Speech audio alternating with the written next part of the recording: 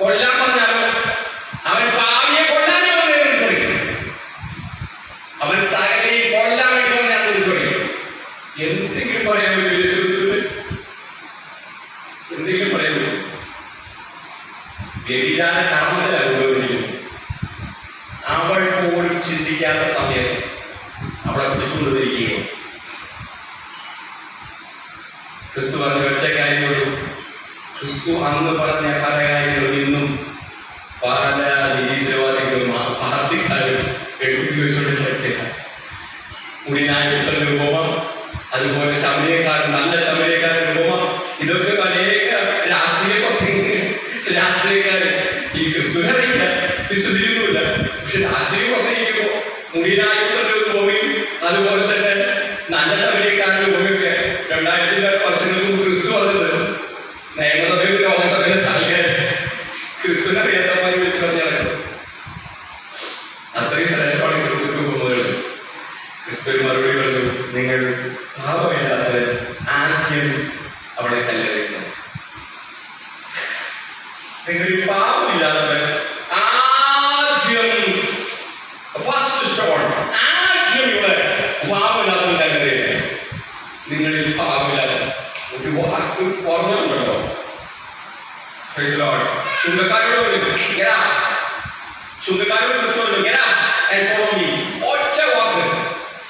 ഒറ്റ വാക്ക് പറഞ്ഞു. ആ സ്നേഹത്തിന്റെ നിറകൂടം അപ്രകാരമായിരുന്നു പ്രിയപ്പെട്ടവരെ. ഒറ്റ വാക്ക് പറഞ്ഞു. ഭാവികളോട്, ചുങ്കക്കാരോട്, മുഖവരോട് ഇന്ന് നമ്മൾ പറഞ്ഞ ആരെങ്കിലും കേൾക്കും? നമ്മളെന്നല്ല. പക്ഷെ ക്രിസ്തു അവൻ വിളിച്ചുകൊണ്ടല്ലോ ആ പവർ ഉണ്ടല്ലോ, അവരുടെ സ്നേഹത്തിന്റെ നിറകൂടം.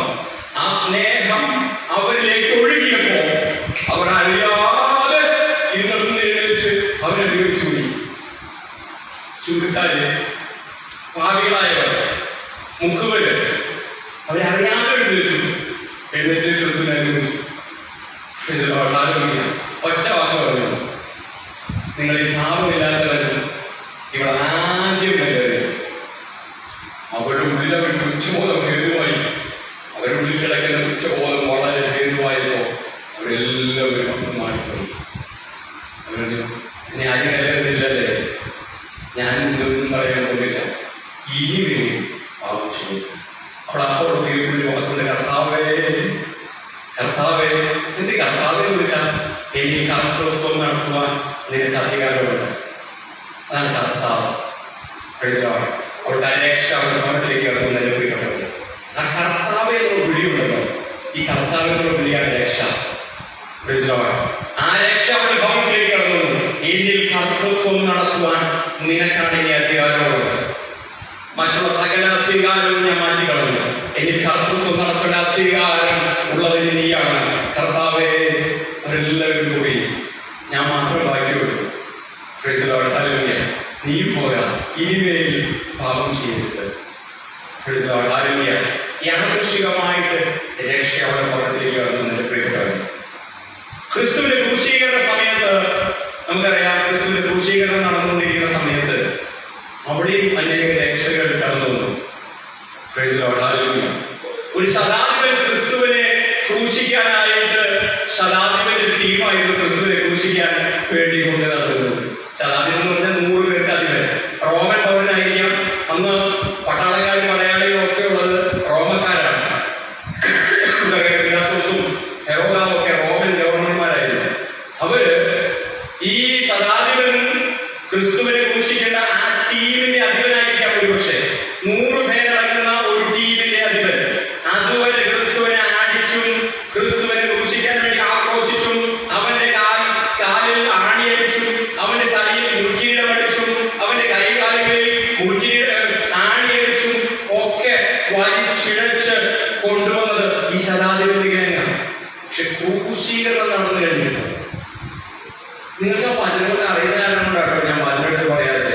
അത് മത്തായിയുടെ സുവിശേഷം 27-ാം അധ്യായം, ലൂക്കോസിന്റെ സുവിശേഷം, മാർക്കോസിന്റെ സുവിശേഷം 15-ാം അധ്യായം, ലൂക്കോസിന്റെ സുവിശേഷം 17-ാം അധ്യായം, നമുക്ക് എല്ലാം ഈ വചനത്തിൽ കാണാൻ സാധിക്കും. വചനത്തിലല്ലാതെ ഒന്നും ഞാൻ പറയാൻ പറ്റുന്നില്ല.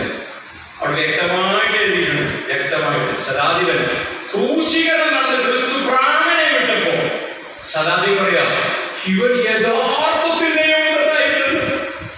ക്രൂശീകരണം നടന്ന് പ്രാണനെ വിട്ടപ്പോൾ അവിടെ എഴുതിയ ഇവൻ യഥാർത്ഥത്തിൽ ദൈവപുത്രനായിരുന്നു സത്യം എന്ന് പറഞ്ഞ അവൻ ഏറ്റവും ഭയപ്പെട്ടു. അവൻ ഏറ്റവും ഭയപ്പെട്ടു. രക്ഷ കടത്തുന്നത് അങ്ങനെയായിരുന്നു. രക്ഷ അപ്രകാരം അവന്റെ ഭവനത്തിലേക്ക് കടന്നു വന്നു. അങ്ങനെ അനേക ക്യാരക്ടറുകൾ ദൈവമായിട്ടുള്ള ഒന്നിന്റെ ക്യാരക്ടർ പറഞ്ഞു ഞാൻ ഇരിക്കാൻ ആഗ്രഹിക്കുകയാണ്. അടുത്തൊരു ക്യാരക്ടറാണ് ക്രിസ്തുവിനോടൊപ്പം ക്രൂശീകരിച്ച കള്ളൻ. ക്രിസ്തുവിനോടൊപ്പം ക്രൂശീകരിച്ച കള്ളൻ. നമ്മളൊക്കെ ക്രിസ്തുവിനകത്ത് എങ്ങനെയാണ്? മൂന്നാം ദിവസം ഉയർത്തെഴുന്നേറ്റ് ക്രിസ്തുവിനല്ലേ നമ്മൾ നടന്നത്. പക്ഷെ കള്ളനാണ് അങ്ങനെയല്ല. കള്ളന്റെ വെളിപ്പാടാണ് ഏറ്റവും വലിയ വെളിപ്പാട്. കള്ളന് ലഭിച്ച ക്രൂശി കിടക്കുന്ന രക്ഷപ്പെട്ട കള്ളന് ലഭിച്ച വെളിപ്പാടാണ് ലോകത്തിലെ ഏറ്റവും വലിയ വെളിപ്പാട്. എനിക്ക് നിങ്ങൾക്ക് ലഭിച്ച വെളിപ്പാടല്ല, പൗലോസിന് ലഭിച്ച വെളിപ്പാടല്ല, പത്രോസിന് ലഭിച്ച വെളിപ്പാടല്ല വരുന്നത്. ക്രൂശി കിടക്കുന്ന കള്ളന് ലഭിച്ച വെളിപ്പാട് ഏറ്റവും വലിയ വെളിപ്പാട്. കാരണം എന്താ അറിയോ? ക്രിസ്തു കാൽവരി ക്രൂശിൽ കിടക്കുകയാണ്. ക്രിസ്തുവിന്റെ മരണം എങ്ങനെയാണെന്ന് അറിയാം. ക്രിസ്തുവിന്റെ മരണം ഇന്ന് നമുക്ക് ദൈവത്താളിന്റെ ശുശ്രൂഷ നമുക്കൂടെ ഉണ്ടല്ലോ. ക്രിസ്തുവിന്റെ മരണം റെസ്പിറേറ്ററി ഫെയിലിയർ ആയിരുന്നു അല്ലേ? Respiratory lens ഫെയിലായിപ്പോയി. ലെൻസ് അല്ലെങ്കിൽ ശ്വാസകോശം നിലച്ചുപോയി. ശ്വാസം എടുക്കാൻ പറ്റാതെ ശ്വാസകോശം നിലച്ചുപോയി. ക്രിസ്തുവിന്റെ മരണം എങ്ങനെയായിരുന്നു? കാരണം അവൻ ആണിയടിച്ച് എവിടെയാണെന്ന് അറിയോ? ആണിയടിച്ചത് ഈ രണ്ട് കരങ്ങളുടെ മുകളിൽ, ഈ തണ്ടിന്റെ മുകളിൽ അവൻ ക്രൂശിൽ ആണിയടിച്ചു. രണ്ട് കാര്യം ചേർത്ത് അവൻ ക്രൂശിൽ ആണിയടിച്ചു. ശ്വാസം വലിക്കണമെങ്കിൽ നമുക്ക് നീർന്നു നിൽക്കണം. ശ്വാസം എടുക്കണമെങ്കിൽ